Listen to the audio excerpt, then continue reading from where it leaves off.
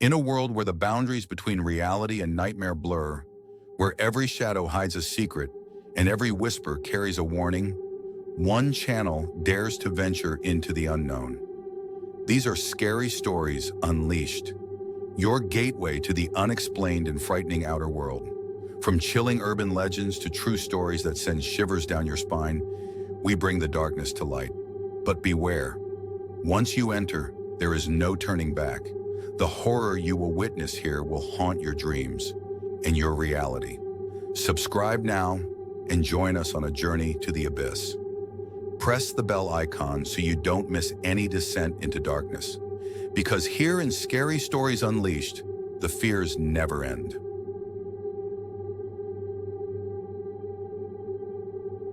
I had been planning to leave my husband James for months.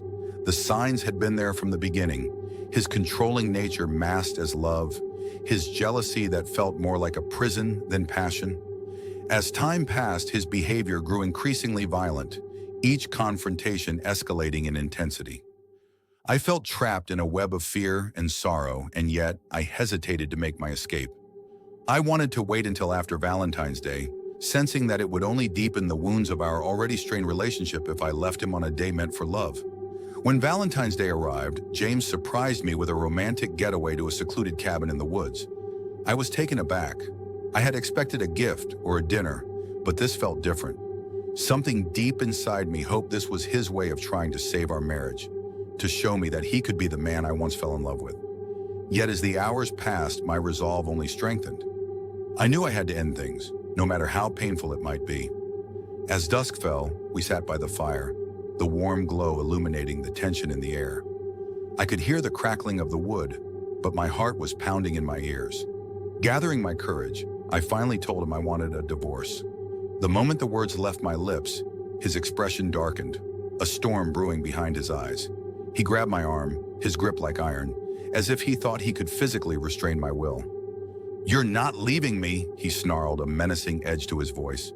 I felt panic surge through me. I tried to pull away, but his anger fueled his strength. He shoved me to the ground, and I felt the cold, hard floor beneath me. My instincts kicked in, and I scrambled to the kitchen, my heart racing. I grabbed a knife, hoping to defend myself, but he was faster. In a flash, he tackled me, his weight pinning me down, the knife slipping from my hand as I fought against him. A desperate surge of adrenaline coursed through me, and in that moment of chaos, I spotted a heavy candlestick on the table. With all my strength, I managed to grab it and swung it with every ounce of energy I had left. The impact was sickening. He fell to the ground, unconscious, his body crumpling like a rag doll. I was shaking as I called the police, my voice trembling as I explained the situation. Time seemed to stretch as I waited for them to arrive, the reality of what had just happened settling over me like a heavy fog. When the officers finally burst through the door, I felt a mix of relief and horror. James lay motionless on the floor, and despite their assurances that I would be okay, I could feel my heart breaking at the sight of him. The investigation ruled it self-defense, but the weight of that night never lifted from my shoulders. I often replayed the events in my mind, haunted by the memory of his eyes, twisted in rage, and the realization that I had taken a life, even if it was to save my own. Every Valentine's Day since has been a painful reminder of that night. I visit James's grave, standing in the quiet cemetery, a single red rose clutched in my hand. I lay it gently on his gravestone, and as I light a candle in his memory, I pray for forgiveness. For him, for me, and for the love we once shared that turned into a nightmare. As I leave the cemetery, the weight of my memories lingers, but I also feel a flicker of hope. I remind myself that I am free now, that I can reclaim my life, though the scars of that night will forever be a part of me.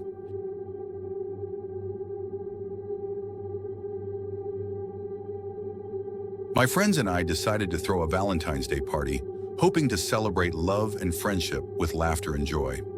The decorations were vibrant, hearts hung from every corner, and twinkling fairy lights cast a warm glow over the room.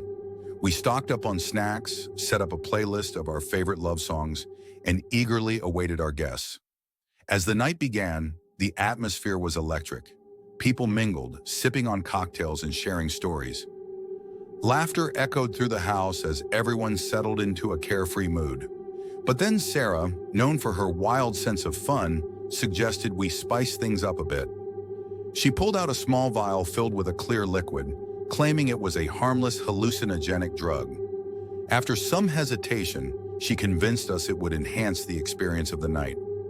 Reluctantly, we let her mix the substance into the punch. At first, it was all in good fun. People began to giggle uncontrollably, their inhibitions melting away. Friends danced wildly, spinning and twirling under the soft lights, their faces flushed with excitement. I watched, laughing along, feeling the warmth of camaraderie surrounding us. But as the night wore on, the mood shifted. Mike, one of our closest friends, suddenly froze, his eyes wide with terror. He began to scream, his voice piercing through the laughter. "There are spiders! They're crawling all over me." Panic spread like wildfire, and we all turned to see him frantically swatting at his own skin, his face contorted in fear. Before we could react, he bolted for the door, sprinting outside into the cool night air. Dread filled the room as we chased after him, calling his name. "Mike, wait! It's just the punch!" But he didn't hear us.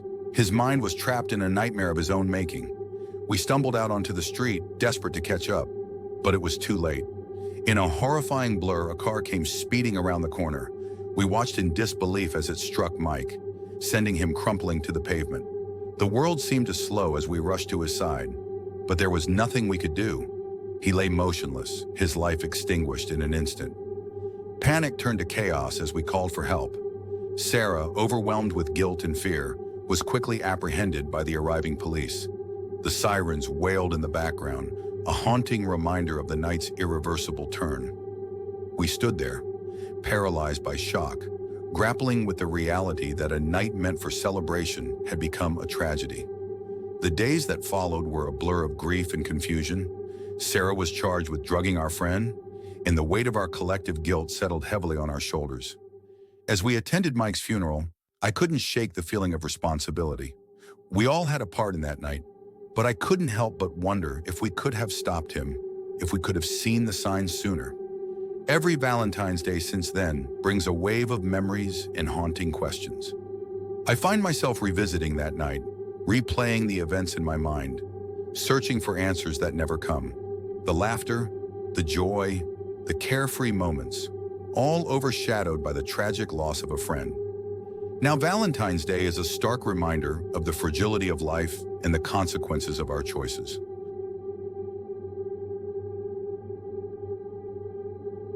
My marriage was unraveling at the seams, the threads of our once vibrant connection fraying into silence. David and I had shared a passionate love in our early years, but over the last few years, intimacy had become a distant memory. The laughter that once filled our home was replaced by a heavy silence, and the distance between us felt like an insurmountable chasm. Days turned into weeks, and weeks turned into months without a single touch of affection. I felt lost, trapped in a life that once brought me joy.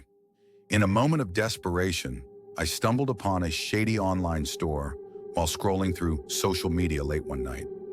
The advertisement for a love potion caught my eye, promising to rekindle lost passions and ignite the flames of desire. My heart raced with a mix of hope and skepticism, but I was willing to try anything to save my marriage. I ordered it, anxiously awaiting its arrival, each day filled with a flicker of anticipation.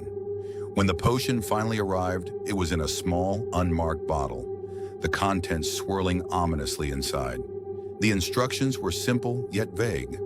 Mix it into David's drink on Valentine's Day and watch the magic happen. As the day approached, I felt a strange mix of excitement and dread. Would this potion really work? Would it bring my husband back to me? Or was I playing with forces I didn't understand? On Valentine's Day, I prepared a special dinner, candles flickering and soft music playing in the background. My heart pounded as I mixed the potion into a glass of red wine, the color deepening with each drop.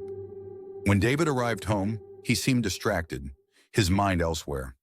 I presented the dinner with a hopeful smile, and as he sipped the wine, I felt a spark of anticipation. At first, it seemed to work. David was more affectionate than I had seen him in years. Complimenting my dress, holding my hand across the table, and even laughing at my jokes. For a brief moment, it felt as though the weight of our years apart was lifting. I dared to believe that perhaps we could reconnect, that the potion had worked its magic. But as the night wore on, the atmosphere shifted.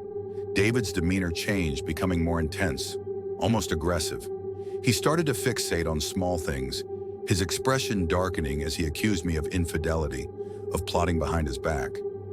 "Who have you been talking to?" he hissed, his voice low and threatening. I tried to reassure him, but the more I spoke, the more paranoid he became. It escalated quickly. One night, after a particularly tense dinner where he had thrown accusations at me like daggers, he snapped. His eyes, once warm and loving, were now wild and unrecognizable. I felt a surge of fear as he lunged at me, his anger erupting like a volcano. I ran, my heart pounding in my chest, and managed to lock myself in the bathroom, my hands shaking as I dialed the police. When the officers arrived, they found David unconscious on the floor, the remnants of our shattered evening scattered around him. The doctors later explained that the potion had caused a severe and unpredictable reaction, leading to his tragic demise. I was in shock, the reality of what had happened crashing down around me like waves in a storm. As I sat in the cold, sterile interrogation room, I struggled to comprehend the gravity of the situation. Arrested for manslaughter, I felt like a ghost in my own life, haunted by the choices I had made. Eventually, the charges were dropped due to lack of evidence and the unusual circumstances surrounding David's death. But the relief was bittersweet. I was left with the haunting question of whether I had brought this upon myself. Every Valentine's Day since that fateful night, I am engulfed by a tide of memories and regrets. I think about the love we once shared and the desperation that drove me to seek a shortcut to happiness. I replay the events in my mind, wondering what I could have done differently, how I might have saved us without resorting to something so reckless. The weight of that decision hangs heavy on my heart, a constant reminder of the fragility of love and the darkness that can sometimes lurk within it.